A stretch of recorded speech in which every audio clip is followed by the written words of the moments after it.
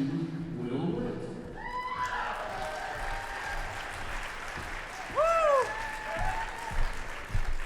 What's up, guys? So, I'm Will Witt with PragerU. Anyone seen a PragerU video before? Yes. PragerU is on the front lines fighting against the things that you are seeing happen all over this country, leftists destroying this country. I was a student in Boulder about two years ago, and we call it the People's Republic of Boulder. I'm from Colorado. And I was never a conservative until I actually went to college and saw how terrible they were to any other point of view. And so I actually dropped out of school and got a job with PragerU and now work with them. It's been fantastic. And I'm actually going back to school now at Colorado Christian University, online. And I'm doing this because I love freedom. Do you guys love freedom? Right? And so today, I am helping to moderate the Freedom Caucus panel with Rep. Ken Buck from Colorado District 5, Rep. Paul Gosar from Arizona District 4, and Rep. Chip Roy from Texas District 21. The Freedom Caucus in Congress consists of a group of legislators that are truly dedicated to fighting for the values of America and the principles of life, liberty, and pursuit of happiness. So without further ado, let's do it.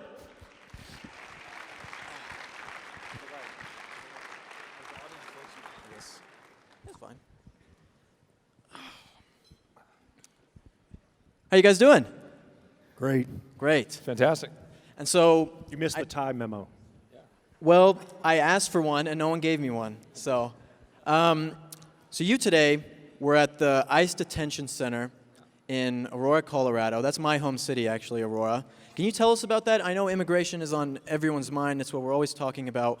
What happened there today where they took down the American flag and put up the Mexico flag there? Yeah, well, thanks for the question. And thanks for everybody who's here. Obviously, immigration is an important issue right now, border security in particular. I spent time on the Senate Judiciary Committee as a staffer, former federal prosecutor, first assistant attorney general of Texas. I've been working on these issues for a long time. The district I represent, Texas 21, southwest corner is about 95 miles from the Rio Grande. Dealing with these issues all the time. As you all know, we had 144,000 people that were apprehended in May, 100,000 in June. We've had 700,000 apprehended. That's apprehensions, not the ones who have snuck through, since October 1. 150 plus pounds of fentanyl. Cartels that have operational control of our border. It's unconscionable that Democrats are denying us the ability to secure the border. So last night, and I heard the news, and this morning woke to social media showing the American flag pulled down and a Mexican flag put up over an ICE detention facility right here in Denver, in Aurora. I was flabbergasted. I was obviously offended.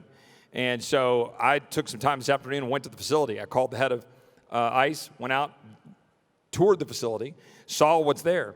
1,200 people, adults, no children, clean facility, 3 square meals, video games, iPads with news sources, TVs, gyms, 57 countries represented. Only 29% are from Mexico, 11% from around the India region, Africa, Asia. This is what we're dealing with, ICE. And now that facility, instead of dealing with interior enforcement, that is dealing with folks who are here that are criminals that need to be detained and then deported, we now have it 80% full with people that are flooding across our border.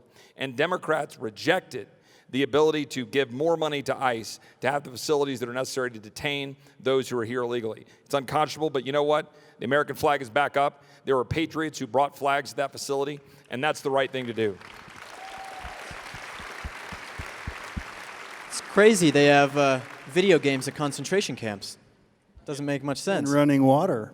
Yeah, and running water. Running toilets. And so what do you think that we do about the immigration problem? What is the number one thing that we should do as a country, or President Trump should do to fix this issue? Well, the president has already started. Is that the first thing is that we should make the folks that come from asylum from the South just like Canada. Anybody that shows at our northern border is considered a Canadian asylee. That allows us 24 hours to inventory whether their asylum is valid or not, or send them right back home. He's done that. He's already started that. So where he's putting the forces of Mexico down at their southern border. It makes sense. It's a smaller constriction. and now delaying asylum folks in Mexico until they're processed is another good thing. The problem that we're going to find is they're backing the president into a corner because Congress refuses to do their job. Point blank. That's exactly right.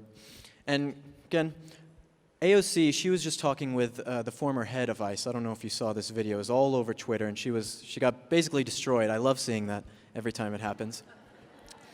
AOC right now is such a huge powerhouse for the left. Basically, all the young people who are on the left hail AOC as their hero. What do you think about her and her power that she has in Congress and just in American society right now?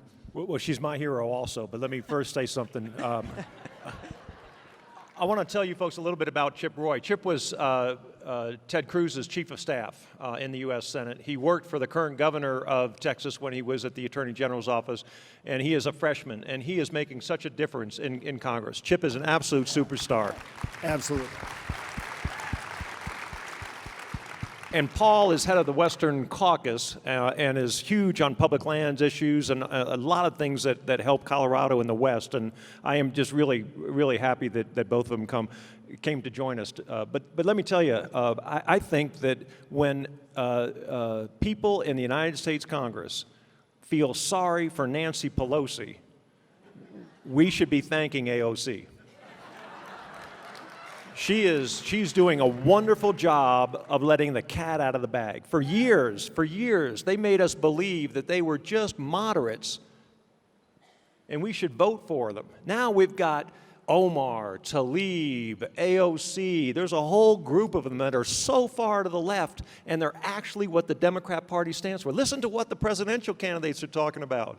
Do away with this constitutional provision. Do away with that constitutional provision. Let's fundamentally change America. They make Obama look like a Jack Kennedy. It's unbelievable what they've done. So I am very appreciative of AOC. Every time she opens her mouth, I hope that the TV cameras just get that out. And thank God for social media, because it's hitting a generation of people that just don't understand why we're going to the same type of government that Venezuela has failed with, why we're going and following Cuba's lead, why we're looking at what the Soviet Union did. Let her talk. Let her talk. I hope that she gets to be speaker for the next 16 months, because we'll retake the House. I think she kind of is speaker right now. I think that's the deal.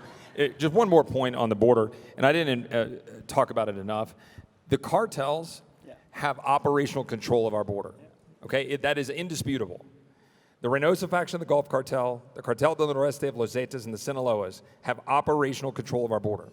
They are profiting to the tune of hundreds of millions of dollars. One report said $2 billion, moving people, not counting narcotics. It is our duty as a nation, as a sovereign nation, to secure the border, secure American communities, and make sure that our communities are safe, but also make sure that the migrants who seek to come to our great country. Robbie gave a great speech earlier about who we are as a people, who we are as America.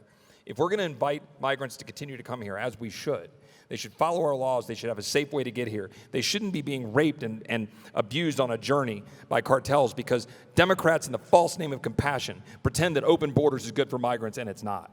Can I just... And that's a great point, Chip. But I was just wondering, could you ask us a question that they asked the presidential candidates, just to see? Raise your hand if you believe... Should illegal aliens get free health... Or not illegal aliens, should... I can't even remember the jargon that they say. Undocumented migrants. Should they get free health care? No. Raise your hand. Well, yeah, we know who the evil people are here. Another huge threat in America right now, I was just in D.C. last week, and there was the Demand Free Speech rally, which I was speaking about, all about big tech censorship. But the real problem was that there were hundreds and hundreds of Antifa members who came and shut us down. They started destroying their city. What do you guys think about the Antifa people right now in America, and how do we convince these people that if they are trying to fight against fascism, they should be on our side fighting for freedom of speech for everyone? Well, I don't think you talk to them. You're not going to get through them. They believe in violence. They're the ones that want to pick the violence. But that's where we have to start coming down on the rule of law. They need to be arrested. You know, what they did in Oregon is out of control. And frankly, they're cowards. When you hide behind a mask, you're a coward. You know, so once again, this is one of those aspects that I agree with Ken. When AOC opens her mouth, these are a teaching moment, though, to make a compare and contrast what the Constitution, what conservatives believe, and what the other side believes. But I believe that this is a continuation of what Barack Obama did. He said, we're changing this country fundamentally. We're just moments away. And they're still doing it, folks. They're still doing it. And I hope one of the questions is for the Mueller and the coup that occurred with Donald Trump. He's going to be talking about that. This was a continuation of this. Donald Trump won the election. He stole America. He stole the blue-collar workers. The Democrats have to have victims, folks. They have to be dependent upon the federal government. And who better than an illegal alien? They're the most dependent upon the federal government. I think you made a good point when you said that they want to radically transform America. I always thought it was funny at the State of the Union, I'm sure you guys saw that, where all the women, AOC and them, are dressed up in white, and while Trump is chanting USA, USA, they're chanting USA at the same time, as if they love America. But you can't love America if you want to radically transform it. It doesn't make any sense. Well, and if you go back to the Antifa aspect, if you go to Alinsky's Rules for Radicals, if they have the gun, it is about peaceful protest and the ballot. But once we have the gun, it is all about the bullet. And so let's talk about, Chip, you said you wanted to talk about the debt, and we're spending way too much money. This is obvious. How can we go forward fixing this, and what are the next steps we should take? Well, first you need to have Republican leadership who give a darn. Yeah. I mean, I'm just going to be honest. When we don't right now. We need to stand up as the American people and demand that we're going to have the accountability that you have in your homes, that you have in your businesses. We are racking up $100 million of debt per hour. Let that sink in. $100 million of debt per hour. I got PolitiFact checked on that. I got a mostly true, which is basically the Gospel of Luke from PolitiFact. $100 million of debt per hour. If you wanted to set out and count to $22 trillion, the amount of our national debt, and you did one per second, one Mississippi, how long do you think it would take you to get there? 700,000 years. Do the math and punch it up in your iPhone. That's what we're talking about. There's a crippling amount of debt. But it's not just the amount of debt. It's a proxy for the size and scope of the federal government. A government that interferes with our lives, a government that interferes with freedom, a government that interferes with free enterprise, a government that tells you what to do, that tells you how you care for your children in the hospital. This is where we're headed. Our job is to hold the line. The Freedom Caucus led an effort. We've got 45 signatures on a letter to say hold to the caps. Why do we only have 45 signatures on that? Why isn't the entire Republican conference on that? I'll tell you why, because they don't care about spending and the debt. We need to send a message, all of you, to all of your congressmen, to all of your senators, that you demand that they hold the line on spending, that you expect them to do that. And that's when it works. That's what happened in the cut, cap, and balance effort in 2011. In the response to Obama's spend-a-thon, cut, cap, and balance came about, and we got the caps put in place. The deficits dropped from $1.4 trillion down to about $400 billion. Only in Washington is $400 billion deficits a win. But it's going in the right direction. Now we're back to $1 trillion. Our job is to hold the line, and that's what we're trying to do in the Freedom Caucus. I got to tell you a funny story. My whip, the guy who comes around and asks me how I'm going to vote on different bills, came to me and asked me how I was going to vote on the appropriations bill that was on the floor last week. And I looked at him and I said, listen, I voted against every Democrat appropriations bill. I sure as heck am not going to vote for, I voted against every Republican appropriations bill. I'm sure as heck not going to vote for any Democrat appropriations bills because we're talking about $1.2 trillion of debt this year. And we still have a Republican Senate. We still have a Republican president. And it's embarrassing. When we had all three, House, Senate, and president, we never should have been in debt the way we were. We've lost our values. We want military spending. The other side wants social spending, and they just keep adding. They never subtract. They never get lower. But, I'm going to jump in here and I'll also tell you that we're really at an abyss. And it's because of the Senate. So many of our colleagues are running for re-election as Republicans. And this is when they get squishy, folks.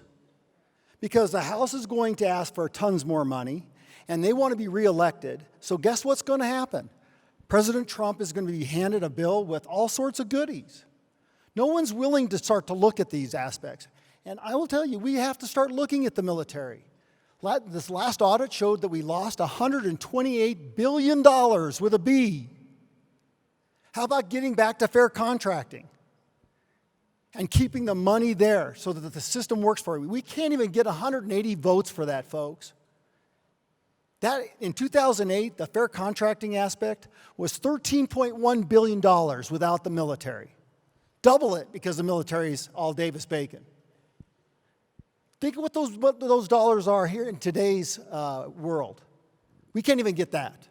If I can just add one point, when Ronald Reagan gave his famous Time for Choosing speech in 1964, many of you don't remember that speech or have watched it online. If you haven't, watch it. The president, or not at the time, was not the president, but ultimately the president. He lamented $17 million of annual deficits. That is approximately $140 million in today's dollars. I already told you that we rack up $100 million of debt per hour. But he was pounding the table in talking about a time for choosing in 1964. That is how far we have lost our way with respect to the size and scope of government. Now, I still believe that we've got a lot of positive energy going with the Freedom Caucus, which didn't exist, 8 years ago. The elections of guys like Senator Lee and Senator Cruz and Senator Paul and folks that are changing and transforming the direction of the country. But we got miles to go with a Senate with 53 Republicans in it that keep sending us garbage bills that keep spending too much money. There's a reason why Jeff Hunt has a comedian on before the Freedom Caucus. That's right. You need one out. You need one after us just to get everybody up. So what do we do about these? I mean, I know a ton of them, the weak Republicans who bend over backwards for other people, who don't have a spine and stand up. What do we do about these people or get them out? How do we fix that? Well, I mean, I'll jump in and say, it starts now, right? We have an election next November, but we have many elections before that in primaries. It matters. In the race that I ran in, there were 18 Republican candidates. And there are a lot of people in this room that supported me and helped me. Ken Buck was one of the early guys to get in there and help me. Because he knew me because I'd worked for Senator Cruz and had worked with Governor Perry and had been a conservative, a proven conservative. We can't guess anymore. We need candidates that are proven conservatives that will stand up to the swamp, that will get in there and help the president, get back to our core constitutional convictions, elect or, run good conservative candidates. And yeah, that's right. Well, the other part to it is we have to embolden. That people appreciate a fighter. And that's why Donald Trump won. He's a fighter. We're tired of people saying one thing and squishing over again. And so we got to show people instances to embolden them. I'll give you an idea. I'll pick on myself. I'm one of the first family of Wyoming sports. I'm the first of 10 kids. Who all saw the ad taken out against me by my 6 siblings? Guess what? We won 70-30, and we won almost 25% of the Democratic vote. So you can do it and stand on your 2 feet and have a spine. Well, and if I can just add one thing to that, last year when I was running in 2018 in Central Texas, the 21st Congressional District, which includes Austin, Texas, which my former boss, Governor Perry, used to call the blueberry and the tomato soup, I ran hardcore on health care. I'm a cancer survivor, like my friend Congressman Buck, and I take that issue very personally. I believe we should run offensively on it. I think we should stop being on the defensive. Instead of curling up in the corner in the fetal position talking about pre-existing conditions, we should talk about how we don't want insurance bureaucrats and government bureaucrats between us and our doctors. We should talk about healthcare freedom. We should talk about portability. We should talk about getting the government and insurance companies out of the way so that you don't lose your insurance, which is what causes the pre-existing condition in the first place. We should be in favor of free market healthcare. We shouldn't be ashamed of it. Go on offense. I did, and I won. And, I get tired of people telling me, well, I'm sorry, you just got to go and you just got to do it. And then we get socialism light. No, we believe in free enterprise. We believe in ingenuity in the American people. Say it. Exactly. And we're going to end it with this. Ken, so in terms of Mueller and all of that going on, next week is going to be a big week. We got delayed. You got delayed? Yeah, week. Another week. 2 weeks is going to be a big week. What should we be looking forward to with that? And why does the left still care so much about this? Why don't they drop this? Well, if you look at the timing, it's right before the August recess. Everybody goes back to their districts. They have a month in their districts, and they want something to talk about. And they're going to do their best to talk about impeachment. I have to tell you, they are. I have to use a clean term here. They're crazy. Yes. They are bat poop crazy if they think that what came out of the Mueller report is impeachable, because it's not. And we have one Republican who left the party who agreed with them, and that's it. And a lot of the Democrats don't agree with the progressives on this issue. But what you're going to see is you're going to see them try to make a case for impeachment. And they can't make the case for impeachment on conspiracy. Mueller has made it absolutely clear that there was no conspiracy. In fact, over and over again, the Trump campaign had an opportunity to conspire and turned down those opportunities. So they're going to try to make it on obstruction, and they can't. The obstruction case is not there, not with the facts that we have before us. And what we've done, which is really sad in this situation, we have changed the burden of proof. I prosecuted for 25 years. We are innocent in this country until proven guilty. What they've tried to do to President Trump,